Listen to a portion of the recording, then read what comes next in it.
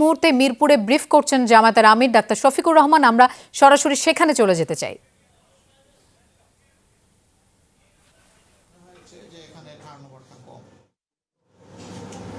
যদি পরিবেশ পরিস্থিতির কথা বলেন তাহলে এই আসন দিয়ে আমরা শুরু করতে পারি।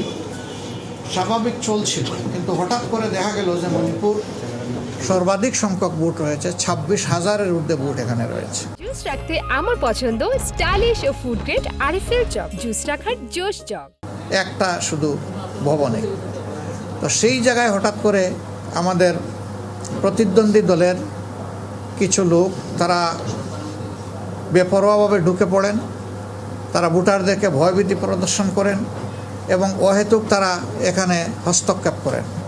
এমনকি সেখানে আমাদের যারা ভোটার এবং সমর্থক তাদেরকে তারা শারীরিকভাবে নাজেহাল করেন। আমরা বিষয়টি শোনার পরে আবার ফিরে যাই সেখানে।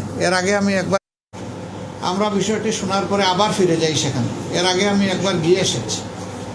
আমরা সেখানে গিয়ে দেখলাম যে সেনাবাহিনীর একজন কর্মকর্তা অত্যন্ত দায়িত্বশীলতার সাথে এই বিষয়টা তিনি হ্যান্ডেল করছেন এবং তখন পরিস্থিতি তিনি আশ্বস্ত করে বললেন যে আমাদের নিয়ন্ত্রণে আছে।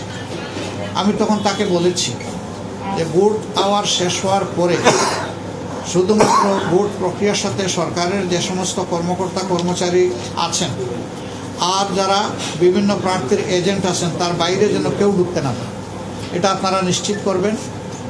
ভিতরের পরিবেশটা এরকম নিশ্চিত করার পাশাপাশি বাইরেও অহেতুক জটলা এবং টেনশন যাতে কেউ সৃষ্টি করতে না পারে সেই বিষয়ে আপনারা আশা করি উপযুক্ত পদক্ষেপ নেবেন। তারা আমাদেরকে আশ্বস্ত করেছেন, আমরাও তাদেরকে সর্বাত্মক সহযোগিতার আশ্বাস দিয়েছি। আমরা চাই ভোটটা শান্তিপূর্ণ হোক, প্রত্যেকটি মানুষ এসে তার মতো করে তার পছন্দ মতো ভোটটা দিয়ে যায়, ভয়ের সংস্কৃতি যেন তৈরি না হয়। এ পর্যন্ত সারা দেশের যে খবর আমরা পেয়েছি, বিভিন্ন জায়গায় বিএনপি দলীয় যারা ক্যান্ডিডেট তাদের কর্মী সমর্থকরা বেশ কিছু জায়গায় সমস্যা তৈরি করেছে। যেমন আমরা খবর পেয়েছি কুমিল্লার বড়ুরা, সেখানে বেশ কতগুলা সেন্টার দখল করে নেওয়া হয়েছে এবং আমাদের প্রার্থীকে শারীরিকভাবে আঘাত করা হয়েছে, যা গুরুতর নয়। যদি কোনো প্রার্থী অথবা প্রার্থীর সমর্থক কিংবা এজেন্ট কর্মী কোনো ভুল করে থাকেন তাহলে আমি তো হাতে আইন তুলে নিতে পারি না। এর জন্য যথাযথ কর্তৃপক্ষ আছে, তাদের আমরা সহযোগিতা চাইতে পারি, কমপ্লেইন দিতে পারি, কিন্তু সেখানে তাই করা হয়েছে। এবং কিছু দর্শক, মিরপুরে ব্রিফ করছেন জামায়াতের আমির ডাক্তার শফিকুর রহমান। আমরা সরাসরি সেখানে ছিলাম।